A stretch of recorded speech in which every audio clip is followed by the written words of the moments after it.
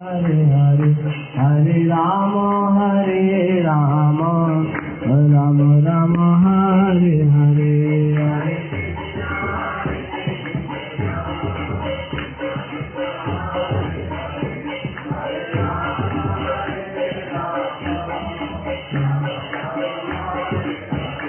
निकल गौरा हरि बोल हरि बोल हरि बोल हरि बोल निकल गौरा हरि बोल हरि बोल हरि बोल हरि बोल।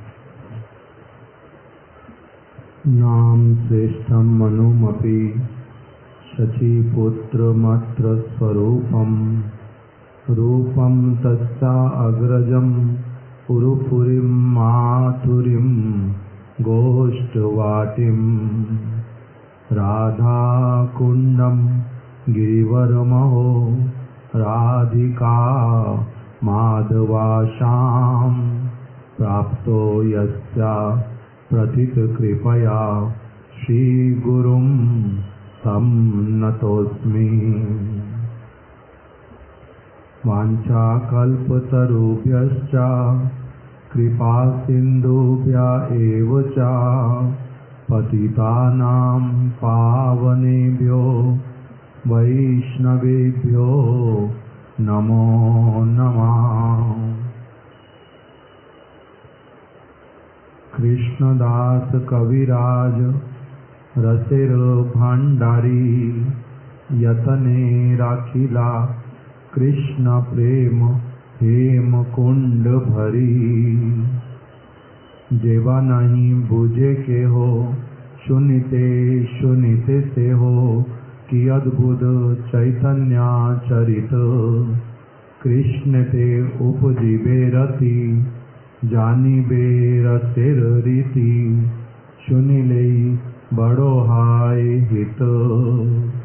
शृण्वतां शृण्वतां नित्यं गीयतां गीयतां मुदा चिन्त्यतां चिन्त्यतां भक्ता चैतन्यचरितामृतम्।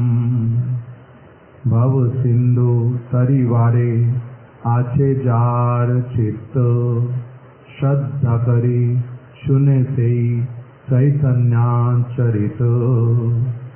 श्री कृष्ण चैतन्य प्रभु नित्यानंद श्री अद्वैत गदाधर श्रीवासादि गौर भक्त वृंद।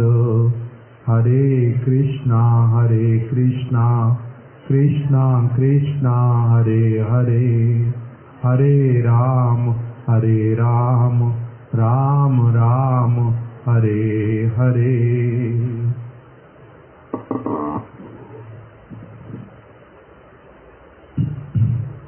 श्री चैतन्य चरितामृत मध्य लीला द्वादश परिच्छेद हम लोगों ने श्रवण करना प्रारंभ किया है। 2 दिनों से गुंडीचा मंदिर मार्जन का जो प्रसंग उसको हम लोग श्रवण कर रहे हैं। सर्वप्रथम श्रीला कृष्णदास कविराज गोस्वामी ने वर्णन कर दिया कि इस परिच्छेद में मैं क्या करूंगा। जो श्री गुंडीचा मंदिर महात्मा वृंदई सम्मार्जयन् शालनता सगौरा स्वचित्त वत्शीतलमुज्ज्वलञ्च कृष्णोपवेशौपैकं चकारा। गौरचंद्र ने अपने भक्तों को साथ में लेकर के श्री गुंडीचा मंदिर का ऐसा मार्जन किया, उसको ऐसा शीतल और उज्जवल बना दिया जैसे उनका अपना चित्त एकदम से शीतल और उज्जवल था। अपने चित्त के अनुरूप ही उन्होंने क्या कर दिया, अपने चित्त के अनुरूप उस मंदिर को बना दिया, शीतल और उज्जवल कर दिया। ऐसा बना दिया जहाँ पर श्री कृष्ण जो हैं वो बहुत ही प्रसन्नता पूर्वक आनंद से वहाँ पर उपवेशन कर सकें, बैठ सकें, उनके योग्य बना दिए। उनके उपवेशन के, बैठने के, रहने के, वास करने के योग्य बना दिया। इसी को आगे बतलाना प्रारंभ किया था कि कैसे रथ यात्रा का समय अति निकट में आ गया। महाप्रभु ने श्री काशी मिश्र जी और जो राजा की ओर से मंदिरों के निरीक्षक के रूप में जो जिनको नियुक्त किया गया, वो एक व्यक्ति उनको बोला, उनका नाम दिया परीक्षा पात्र, और तीसरे श्री सार्वभौम भट्टाचार्य। इन तीन व्यक्तियों को अपने निकट में बुला करके श्री गौरांग महाप्रभु ने कहा कि मैं गुंडीचा मंदिर का जो सफाई करने का सेवा वो मेरी करने की बहुत प्रबल आकांक्षा है। मैं अपने भक्तों के साथ मिल करके उस मंदिर को साफ कर दूंगा भली प्रकार से। आप लोग उसके लिए मेरे को अनुमति प्रदान करो। आपके हाथ में व्यवस्था है, आप लोगों के इच्छा करने से ही ऐसा संभव पर होगा कि गुंडीचा मंदिर में हमें भीतर में जाने दिया जाएगा, हमें सेवा करने दी जाएगी। यदि आप लोग ऐसा वाला सुयोग नहीं देंगे तब संभव पर नहीं होगा, क्योंकि राजा ने आप लोगों को नियुक्त किया हुआ है। एक काशी मिश्र जी हैं राजगुरु, सार्वभौम भट्टाचार्य जी हैं राज पुरोहित, और परीक्षा पात्र जो हैं वो हैं राजा के द्वारा मंदिरों के निरीक्षक, उत्सव के निरीक्षक। रथ यात्रा इत्यादि होएगी, उसका सारा निरीक्षण का कार्य, मैनेजर का कार्य सारा कौन करेंगे? परीक्षा पात्र। तो इसलिए उन तीनों को ही गौरांग महाप्रभु ने निकट में बुलाया। आप राजगुरु, राजपुरोहित और निरीक्षक हैं रथ यात्रा के समस्त उत्सव के, इसीलिए आप लोगों से ही मैं निवेदन करता हूँ कि मेरे को ऐसे वाला अनुमति प्रदान करो जिससे कि मैं अपने भक्तों के साथ मिल करके गुंडीचा मंदिर का मार्जन कर सकूं, उसको साफ कर सकूं। उन तीनों में से परीक्षा पात्र जो थे उन्होंने गौरांग महाप्रभु को कहा अत्यधिक दीनता करते हुए कि हे प्रभु, हम आपके सेवक हैं, हमारे रहते आपको इस प्रकार का सेवा कार्य क्यों करना है? हम हैं तो हम लोगों को आप कहो किस तरह से आप चाहते हैं। हम लोग तो प्रत्येक वर्ष करते ही हैं, जिस प्रकार से हम लोगों को समझ आता है अच्छी तरह से ही हम लोग गुंडीचा मंदिर का परिष्कार करते हैं। अब यदि उसके अतिरिक्त आपको कुछ और विशेष करवाने की इच्छा है कि कैसे उसका मार्जन करना चाहिए, आपका यदि कुछ निर्देश है, आदेश है, आप कृपा करके हमें ही बता दो। हम हैं तो आपके सेवक, हम लोग वैसा ही सारा कुछ कर देंगे जैसा आप अभिलाषा करते हैं। पहले इस प्रकार से कहा। दूसरी बात उन्होंने कही, किंतु यदि कभी यदि आपकी इच्छा है कि नहीं, कहने से काम नहीं चलेगा, आप लोगों को बोल भी दूंगा, आप उस प्रकार से नहीं कर पाओगे जैसा मेरा करने का कामना है, ऐसा आप लोग नहीं कर पाओगे। यदि आप ऐसा कहो कि आपको वो करना ही करना है, तब तो उसमें कोई बात ही नहीं है। हमारे को महाराज प्रताप रुद्र ने सब समय के लिए एक आज्ञा दी हुई है कि श्री गौरांग महाप्रभु जो भी कार्य कहें, जो कुछ उनकी इच्छा हो, जैसे ही पता चले साथ ही साथ में उनकी इच्छा को पूर्ण करना। मेरे पास में आकर के पूछने की भी आवश्यकता नहीं। हम लोगों को राजा ने ऐसा आदेश दिया हुआ है कि कभी भी चैतन्य महाप्रभु कुछ भी कहें, साथ साथ में उनकी आज्ञा का पालन करना। तो इसलिए आप जैसा कहेंगे वो तो हमें करना ही है। यदि हमारे द्वारा नहीं होगा, आपके समझाने पर कहने पर भी हम नहीं कर पाएंगे, आपको अपने अनुसार ही करना है, तब तो फिर कहने की कोई बात ही नहीं है।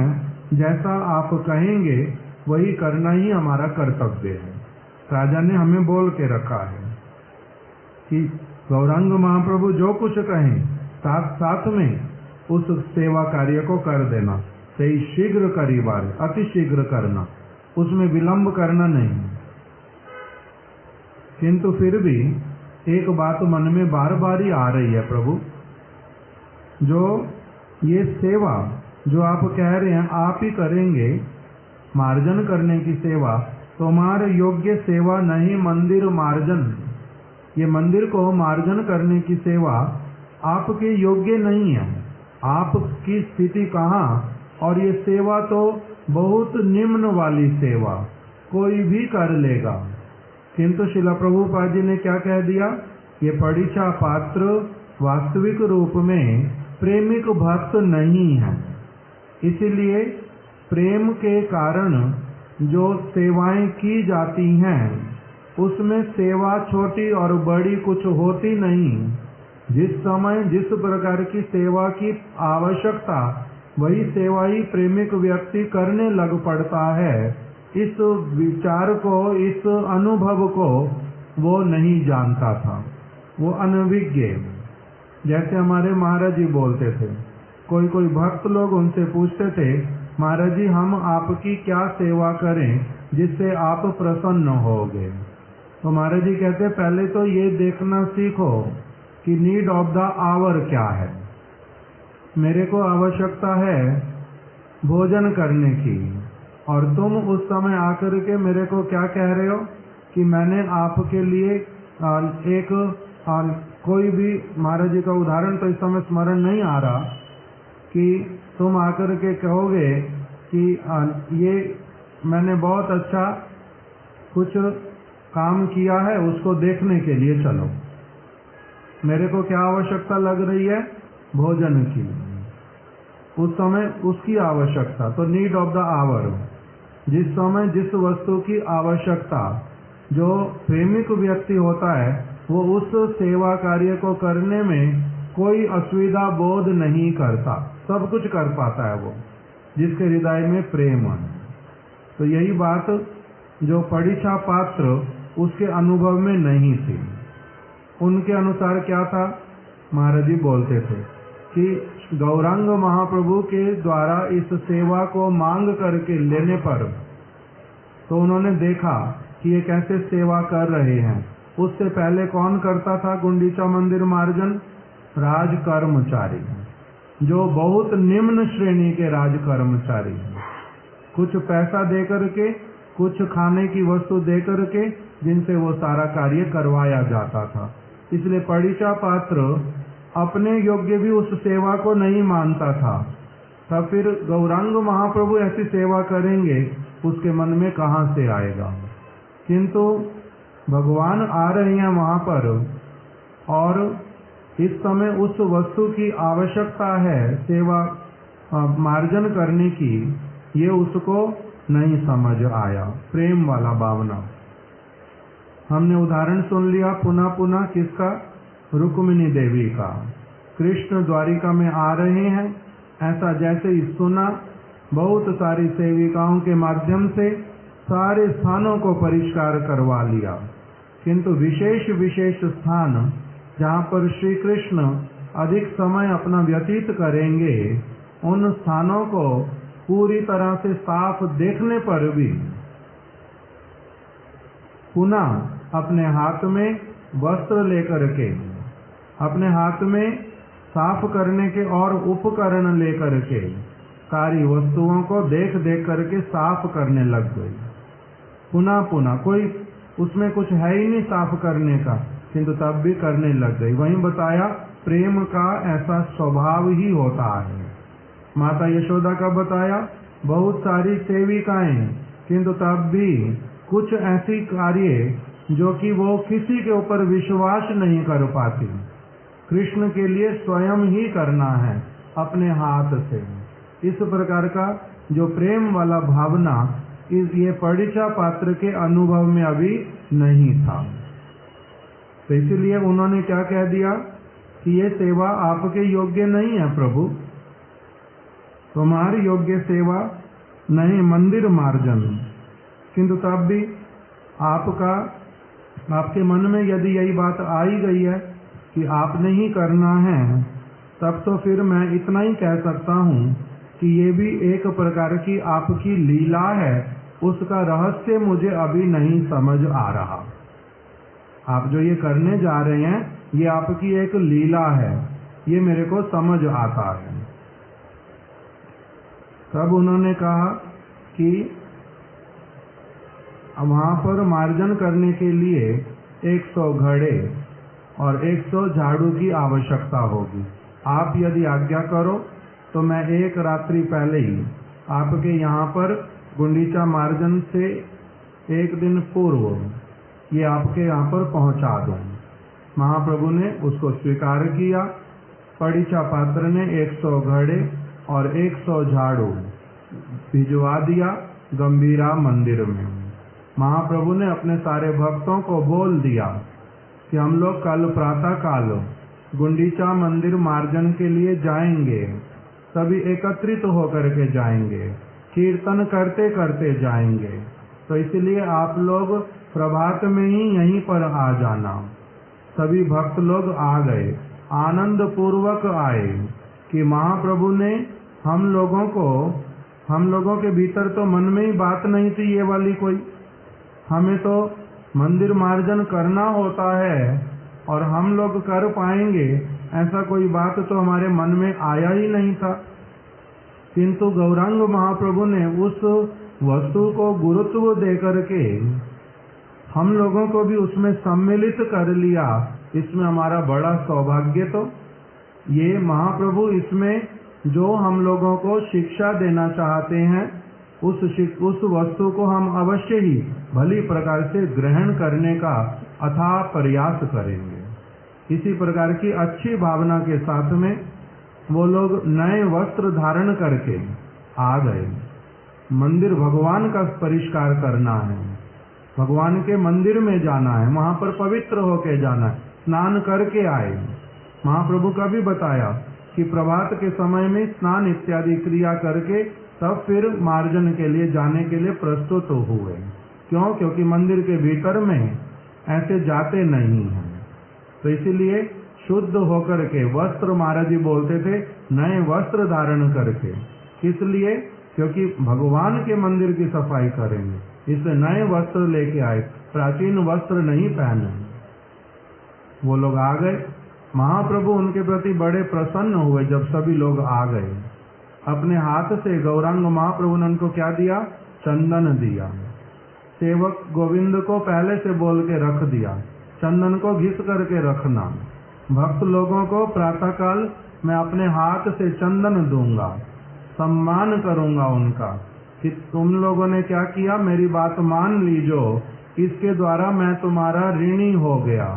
तुम ये कार्य करोगे, मैं इसके द्वारा बड़ा प्रसन्न हूँ और तुम लोग वास्तविक रूप में प्रशंसा के पात्र हो। इसलिए इसी भावना के साथ में उनको चंदन दूंगा। उन सबके मस्तक पर महाप्रभु ने चंदन दिया, अपने हाथ से ही एक एक झाड़ू उठा करके सभी लोगों को दी।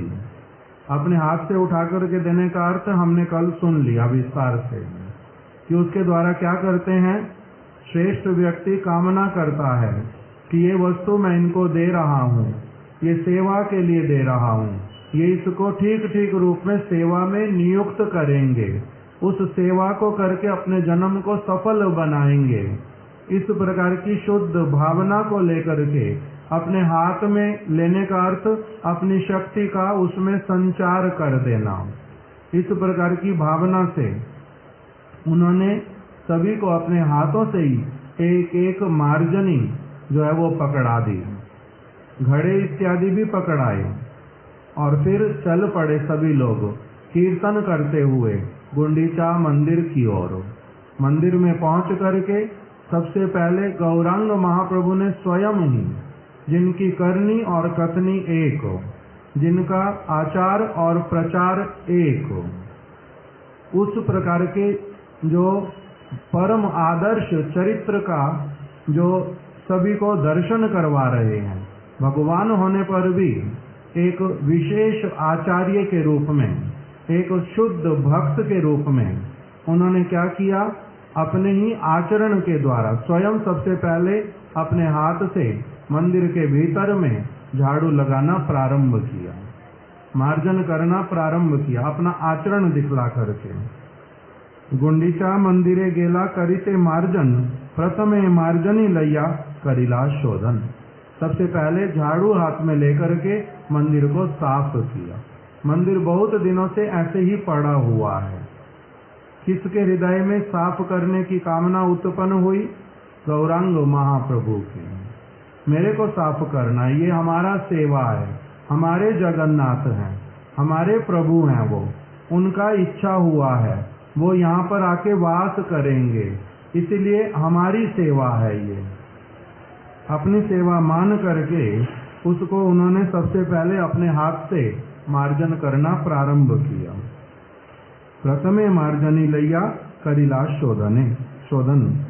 भीतर मंदिर ऊपर सकल माजिला, सिंहासन माजी पुनः स्थापन करेला। सिंहासन इत्यादि रखा था जहाँ पर, उसको भी इधर उधर पहले हटा दिया। उसके नीचे, उसके जहाँ पर वो रखा था उसके चारों ओर जहाँ जहाँ जो साफ करने का था मार्जनी के द्वारा सारा साफ किया। छतों पर जाले लगे हुए, दीवारों पर कितनी तरह की चीजें, सभी को पहले क्या कर दिया, मार्जनी के द्वारा अच्छी तरह से साफ कर दिया। छोटो बड़ो मंदिर कैला मार्जन शोधन। गर्भगृह, नाट्य मंदिर, जगमोहन उसके बीच का स्थान, जहाँ पर रसोई बनेगी, जहाँ पर वस्त्र रखे जाएंगे, जहाँ पर सेवक लोग विश्राम करेंगे, जहाँ पर भक्त लोग कीर्तन कथा करने के लिए बैठेंगे, सभी स्थानों को, छोटे बड़े जितने मंदिर, सभी मंदिरों को क्या किया, पहले अच्छी तरह से झाड़ू से साफ किया। उसके फर्श को भी, दीवारों को भी और छत को भी, और उसमें जो कुछ इधर उधर और पड़ा हुआ उस सबको पहले झाड़ू के द्वारा साफ कर दिया। चारिदिके शत भक्त सम मार्जनी करे, आपनी शोधेन प्रभु शिखान सवारे। श्री गौरांग महाप्रभु के चारों ओर 100 भक्त मिल करके वही काम कर रहे, झाड़ू के द्वारा पहले सारा स्थान साफ कर रहे हैं, और महाप्रभु स्वयं भी कर रहे हैं और साथ साथ में भक्तों को सिखला भी रहे हैं। किसी को देख, जो भी सामने दिखलाई दे रहा है, वो अगर कोई चीज छोड़ देता है तो उसको भी साथ साथ में बोल रहे हैं, सिखा रहे हैं, देखो ऐसे नहीं, ऐसे करो, ऐसे करने से अच्छे से होएगा, ऐसे करने से शीघ्र होएगा। जो जो उनको कहना साथ साथ सिखाते भी जा रहे हैं। प्रेमो उल्लासे शोधन, प्रेम पूर्वक शोधन कर रहे हैं, दुखी मन से नहीं कर रहे। किसी ने जबरदस्ती मेरे सिर पे डाल दिया, ऐसे वाले भावना से भी नहीं कर रहे, और ऐसा भी नहीं कर रहे कि हाय मैंने ये कौन सा इनिशिएटिव ले लिया, नहीं लेता तो अच्छा था, बेकार का, मैंने उस समय तो ये सेवा मांग करके ले ली, मगर ये तो बहुत ज्यादा ही मैंने कुछ अपने लिए खलेरा डाल लिया। इस प्रकार का उनके मन में नहीं आता।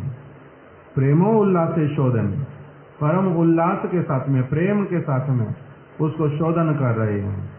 लाइन कृष्ण नाम, और साथ साथ में अपने आप से निरंतर क्या हो रहा है, कृष्ण का नाम जो है उनके मुख से उच्चारित हो रहा है।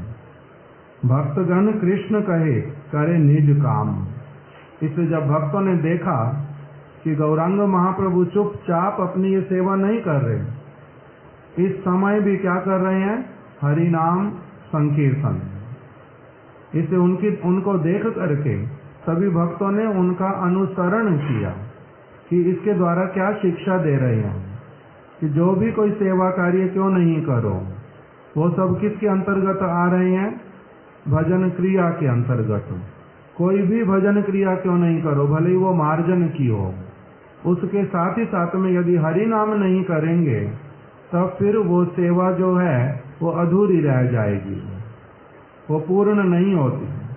श्रील जीव गोस्वामी जी ने महाप्रभु के इसी विचार को बड़े स्पष्ट रूप में अपने ग्रंथ के भीतर में लिख दिया, जिसको हमारे गुरुवर्ग पुनः पुनः कीर्तन करते हैं। क्या कह करके, यद्यपि अन्य अन्य जो भक्ति के साधन वो करना कर्तव्य, किंतु हरिनाम संकीर्तन के साथ साथ में, यद्यप्या अन्य, क्या है श्लोक, संस्कृत बोलो तो आता, यद्यप्या कलौ भक्ते अन्य अन्य कर्तव्य तथापि तदपि, यद्यपि जैसे किसी को परिक्रमा करनी, भगवान का अर्चन पूजन करना, आरती करनी, जो कुछ भी सेवा कार्य करना, उसके साथ साथ में सब कुछ कलयुग में, क्योंकि कलयुग में क्या बता दिया, हरेर नाम हरेर नाम ऐव केवलम कलौ नास्तेव गतिरन्यथा। हरि नाम सभी के साथ में करना है। मिल गया बोलो, ये बहुत स्थानों पर ही लिखा हुआ।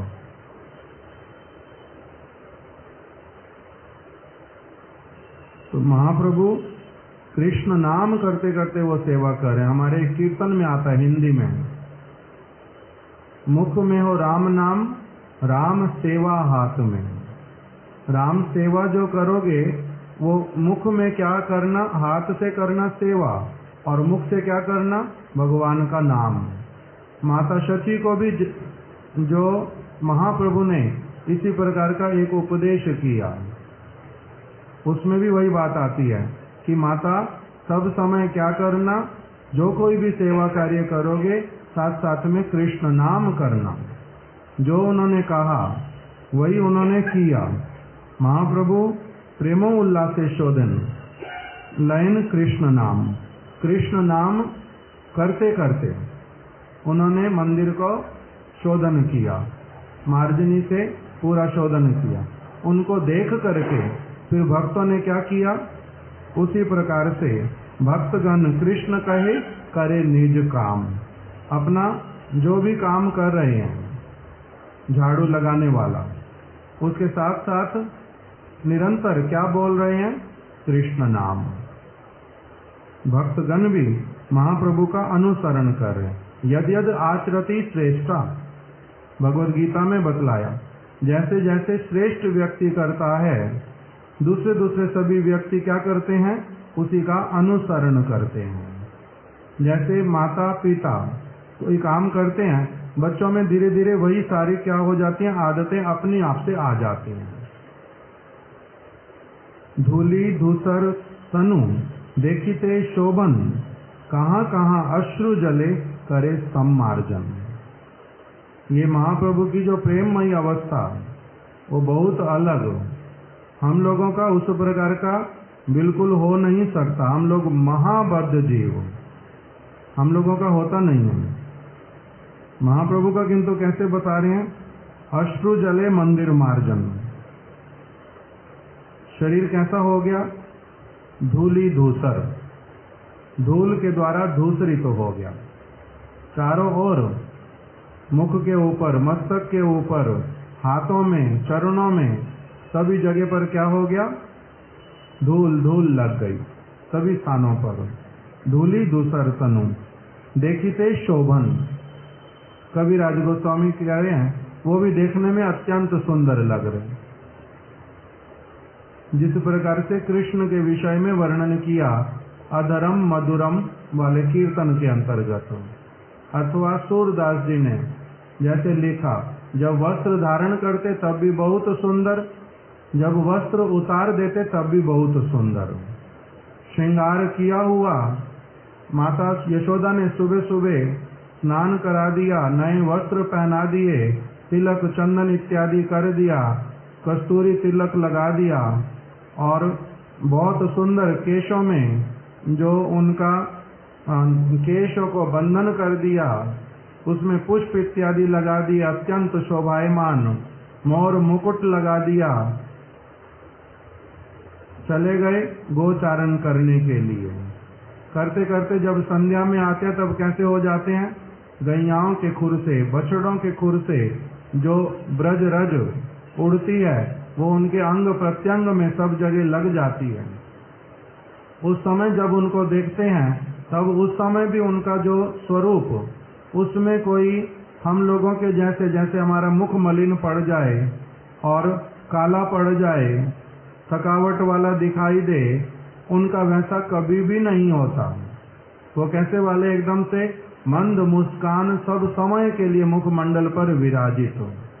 और जिस भी अवस्था में, उसी अवस्था में क्या होता है, नव नवायमान, उनका सुंदरता और अधिक वर्धित हो जाता है। तो उसी प्रकार से गौरांग महाप्रभु, उनका जो शोभा इस धूली के द्वारा वो भी और क्या हो गया, वर्धित हो गया। धूली दूसर तनु देखिते शोभन, अत्यंत शोभायमान। कहाँ कहाँ अश्रु जले करे सम्मार्जने, सम्मार्जन। किसी किसी स्थान पर अब क्या हो रहा है, एक सेवा कर रहे हैं, दूसरा साथ ही साथ में क्या है, नाम उच्चारण कर रहे हैं। नाम उच्चारण करने से, नाम किसी का सुनने से, उनका सेवा करने से, उनका सब समय का ही वही अवस्था है वास्तविक रूप में, कि उनके हृदय में प्रेम ही प्रेम है। हम लोगों के हृदय में नहीं है, एक मुहूर्त के लिए भी आता नहीं। भगवान के लिए, अपनी चीजों के लिए रोना आता है, हाय मेरा पेट खराब, हाय मेरा ये हो गया, मेरी वो चीज गुम गई, उसने मेरी अवहेलना कर दी, उसने प्यार से बात नहीं किया, मैंने कोई बहुत बड़ा दोष किया, सबको पता चल गया, जो कुछ भी, इसके लिए क्या होता है, हाय तौबा, रोना, सारा कुछ होता है। कोई किसी ने बहुत अच्छी वस्तु दे दी, माता पिता ने दे दी, तब एक मुहूर्त के लिए रोना आ जाता, प्रेम वाला, कि मेरी माँ कितनी अच्छी है। कोई फुटबॉल प्लेयर जीत गया वर्ल्ड कप, उसमें एकदम से रोना आ जाता, वाह मेरा आज इतना सारा सौभाग्य हो। वो एक जड़ीय विषय के लिए थोड़ी देर के लिए कभी कुछ होता, नहीं तो वो भी कभी नहीं होता है। उस प्रकार का प्रेम किसी के प्रति नहीं आता। बिछुड़ने पर भी, माँ मर गई, बाप मर गया, भाई मरा, बेटा मरा, जो मर्जी मर गया, 2 मिनट 4 मिनट के लिए कुछ रहता है, उसके बाद में कुछ और ही शुरू होता जाता है, ये गारंटीड है। तो इसलिए उसके लिए जो थोड़ा बहुत आता कभी, तब भी ज्यादा देर तो वो भी रहता नहीं, किंतु भगवान के लिए कभी भी नहीं आता रोना, उनके लिए कभी रोना नहीं आता। वो बिछड़ गए, यहाँ का कोई व्यक्ति बिछुड़ जाए, 2 मिनट 2 दिन के लिए बिना बोले इधर उधर गायब हो जाए, तब असुविधा होती है बहुत अधिक। किंतु वहाँ कि उनसे कब से बिछड़े पड़े, वो सारा कुछ कभी नहीं होता। किंतु महाप्रभु का बहुत अलग प्रकार का स्थिति दिखलाया, उनका स्थिति है ही वही, युगायितम निमिषेण चाक्षुषा प्रविशाइदम शून्याइदम जगत सर्वम गोविंद विरहेनम। उनका स्थिति अलग है। नयन गलद अश्रु धारया वदनम गदगद रुद्धया गिरा पुलकैर निचितम वपु कदा तब नाम ग्रहणे भविष्यति। उनका नाम ग्रहण करने मात्र से ही गला रुद्ध हो जाता है। विरह की अवस्था में दिखलाया प्राय सब समय। कृष्ण सामने है नहीं, आकांक्षा बहुत है उनसे मिलने की, उनको देखने की, उनकी सेवा करने की, किसी न किसी प्रकार से उनकी वार्ता कुछ सुनने की, किंतु वो होता नहीं। इसलिए क्या करते हैं, रोते हैं, विलाप करते हैं, पुकारते हैं और कुछ अच्छा नहीं लगता उनको। तो उनका जो स्थिति वो बहुत अलग प्रकार का, और जिसके हृदय में वास्तविक रूप में प्रेम उत्पन्न होता है, संबंध का अनुभव हो जाता, अज्ञानता पूरी दूर हो जाती है, और जिसको कामना उत्पन्न हो जाती कि वही मेरे प्रभु, मेरा उनके साथ कब साक्षात्कार होगा, तब उनका नाम लेने से ही अपने दोषों को गिनने पर मैं कैसा वाला व्यक्ति, क्या मैंने किया था दोष, किस कारण से दंडित हो रहा हूँ, क्या मेरी अवस्था है, कैसे वो प्रभु मुझे मिले, इस सारी बात के लिए उसको जिस प्रकार का खेद होता है, नाम लेते ही उसके हृदय में क्या आता है, एकदम से प्रेम उत्पन्न होता है। इसलिए बोलते हैं जो शुद्ध नाम करेगा, जिसकी जिह्वा पर शुद्ध नाम उदित हो जाएंगे, उसकी वास्तविक सेवा उन्मुखता को देख करके वो व्यक्ति क्या करता है, सदश्म सारम हृदयम वतेदम, उसका हृदय एकदम से विगलित हो जाता है, एकदम से द्रवीभूत हो जाता है, कोमल हो जाता है, और नेत्रों से उसी के कारण अश्रुओं की धारा बहती है, गला रुद्ध हो जाता है प्रेमिक व्यक्ति का स्मरण होने मात्र से ही। इसलिए पुकार नहीं पाता हूँ। किंतु जो जिसका ऐसा स्थिति नहीं है नाम करते हुए, उसके लिए क्या कहते हैं कि उसका अभी हृदय बहुत कठोर, वज्र के समान, अभी उसका कुछ संबंध नहीं हुआ। तबे जानो ताते अपराध आचय प्रचुर, कृष्ण नाम बीज नाय अंकुर। जिसका हृदय भगवान को पुकारते समय केवल मात्र पुकारना पुकारना, बस हृदय से कुछ भी नहीं है, जिसका केवल शब्द बोलने, उसको रोना आता नहीं, उनका स्मरण आता नहीं। भगवान का नाम स्मरण आने से, भगवान स्मरण आने से बाकी सारी चीजें कैसी हो जाती हैं, गौण, उसकी तरफ ध्यान जाता नहीं। नष्ट हो रही होने दो, कोई अपमान कर रहा करने दो, उसको अपना शुद्ध बुद्धि नहीं है। कौन प्रशंसा कर रहा, कौन निंदा कर रहा, कौन कोई दे रहा कुछ, कोई कौन लेकर के चोरी करके जा रहा है, उसका उस अवस्था में कुछ और ही हो जाता है। तो इसलिए उसके लिए कह रहे हैं कि यदि ऐसी अवस्था नहीं आती और वस्तुओं में आविष्टता रहती है, कर रहे हैं नाम, कौवा दिखाई दे रहा है, कर रहे हैं नाम, वो क्या कर रहा है, ये क्या कर रहा है, वो सब कुछ रहता है, तब तुम्हारा नाम कहाँ हो रहा है, नाम तो नहीं हो रहा, कुछ और हो रहा है। तबे जानो ताते अपराध आचय प्रचुर, अपराधमय नाम हो रहा है। इसलिए तुम्हारा हृदय कहीं और है, मन कहीं और है, तुम्हारा आंख कहीं और है, तुम्हारा जो जिह्वा है हरे कृष्णा बोल रहा है वो कहीं और है। सबका एक साथ में कुछ भी तालमेल नहीं है, लेना देना नहीं है, सभी अलग अलग दिशा में। ये नाम अपराध आते, इसलिए आंखों से आंसू आते नहीं, कैसे आएंगे, स्मरण ही होता नहीं उनका।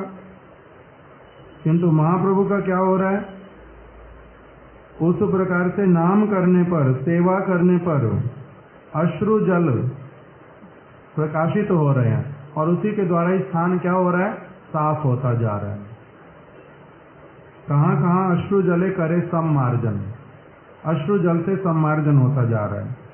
भोग मंदिर शोधन करी शोधिला प्रांगण, जहाँ पर भोग बनेगा ठाकुर जी का, उसको भोग मंदिर कहते हैं। भोग मंदिर को शोधन कर दिया। भोग मंदिर मतलब जहाँ पर केवल कृष्ण की सेवा के उद्देश्य से सारा कुछ होगा, जहाँ पर किसी और का कुदृष्टि नहीं पड़ेगा, जहाँ पर केवल प्रेमिक व्यक्ति प्रवेश करेगा, जहाँ पर ऐसे वाला व्यक्ति जो अपना सर्वस्व देकर के भी उनको परम प्रसन्न रहता है।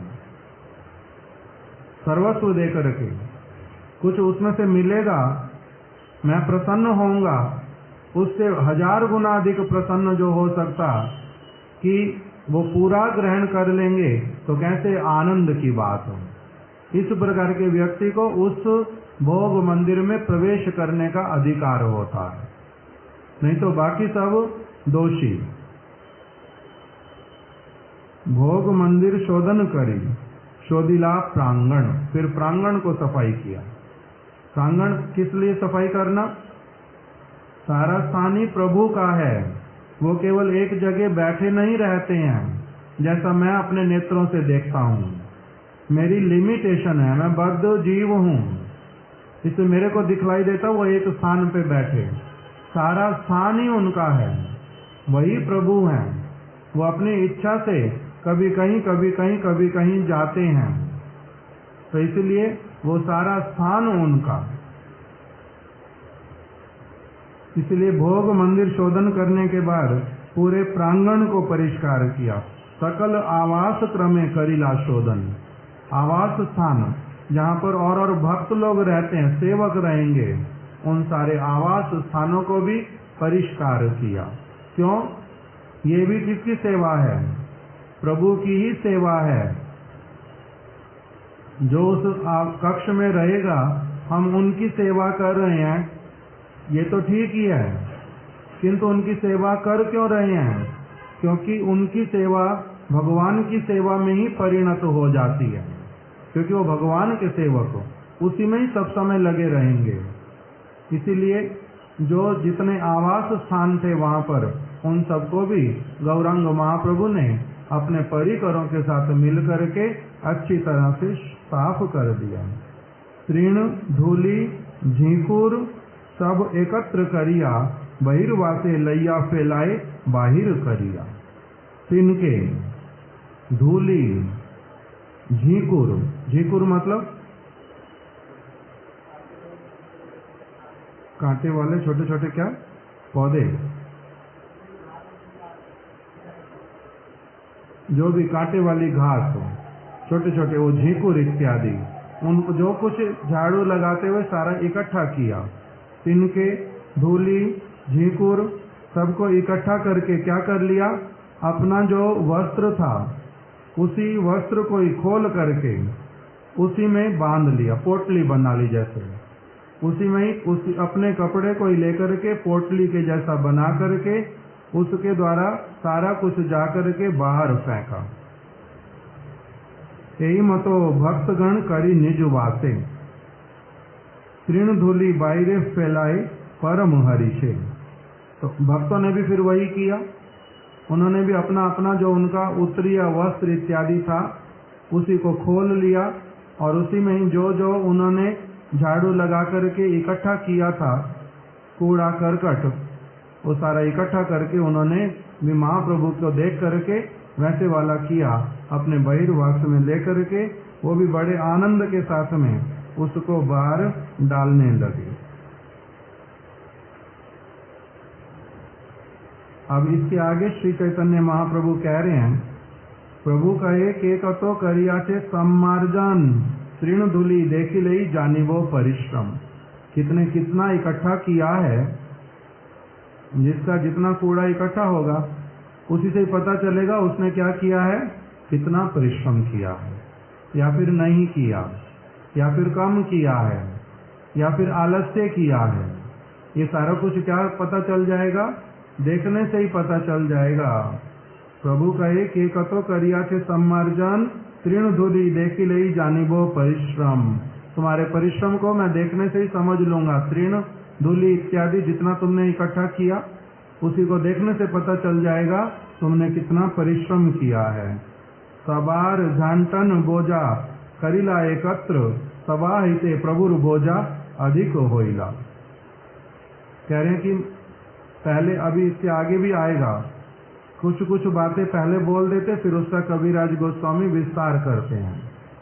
तो अभी क्या किया, महाप्रभु ने जो सारा कुछ बार बार अपने उत्तरीय में भर करके लाए, एक बार लेकर के आए, रख दिया बाहर, दूसरी बार लेके आए, तीसरी बार लेके आए, जो उन्होंने सारा इकट्ठा किया और जो बाकी सारे भक्तों ने इकट्ठा किया, उसका अगर परिमाण देखें तो महाप्रभु ने जो किया वो उन सब के द्वारा एकत्रित जो धूलि तृण इत्यादि, उससे भी अधिक किसके वाला हुआ, गौरांग महाप्रभु वाला हुआ। इसलिए प्रेम जिसका जितना अधिक हो, जिसका हृदय भगवान के साथ में जितना अधिक जुड़ा हुआ, उसका अपनी आप स्वाभाविक रूप में उतना परिश्रम होगा, उतना प्रेममय सेवा करेगा, उतना अधिक सेवा करेगा। क्यों? ये स्वभाव है। जितना अधिक विकसित होगा, जितना प्रेम उसका प्रौढ़ होगा, उतना अधिक वो क्या करेगा, सेवा करेगा। गुरु सेवा हो, भगवद सेवा हो, ये इसी प्रकार की प्रौढ़ता आने से अपनी आप वो वर्धित होती जाती है, वो कभी कम होती नहीं है। इसलिए राधा रानी सर्वश्रेष्ठ श्री कृष्ण की सेविका, उनका नाम ही क्या है, सेवा रानी। एक उनका नाम बताया, उनके अनेक नामों में से राधा रानी का एक नाम सहस्त्र नामों में बता दिया, सेवा रानी। श्रील वामन गोस्वामी महाराज जी बार बार यही उनको बोलते थे, ठाकुर रानी, सेवा रानी, सेवा करने वाले। तो सबसे अधिक वो कर पाती हैं, इसलिए उनके भावों में विभावित, उनके भावों को लिया कृष्ण ने, तभी वो गौरांग महाप्रभु, तभी तो वो गौरांग महाप्रभु। तो इसीलिए उनका जो सेवा वो कैसे वाला होता है, सबसे अधिक प्रेम के द्वारा किया गया सेवा, इसलिए उनका हुआ सबसे अधिक एकत्रित बोझा। जो भार अगर करें उसको देखे परिमाण, तो जो महाप्रभु का एकत्रित हुआ वो सबसे अधिक हो, और बाकी सबका मिला देने से भी उससे कम। इसी प्रकार कहने का अर्थ इसमें क्या और एक आ जाता है कि और भक्तों का जो सब प्रेम, अथवा राधा रानी की जो सब सखियां, उन सब का जो कृष्ण के प्रति प्रेम, सबका एकत्र मिला देने पर भी वो अकेली राधा रानी के प्रेम के साथ में भी वो पूरा एक जैसा नहीं हो पाता, तब भी वो कम रह जाता है। इतना अधिक उनके हृदय में कृष्ण के प्रति प्रेममय भावना है। अब इसके आगे हम लोग कल श्रवण करेंगे, आज यहीं तक रख देते। सेवक गण संगे सेव्यर सेवा निर्वाह, अब इसको आगे कल श्रवण करेंगे।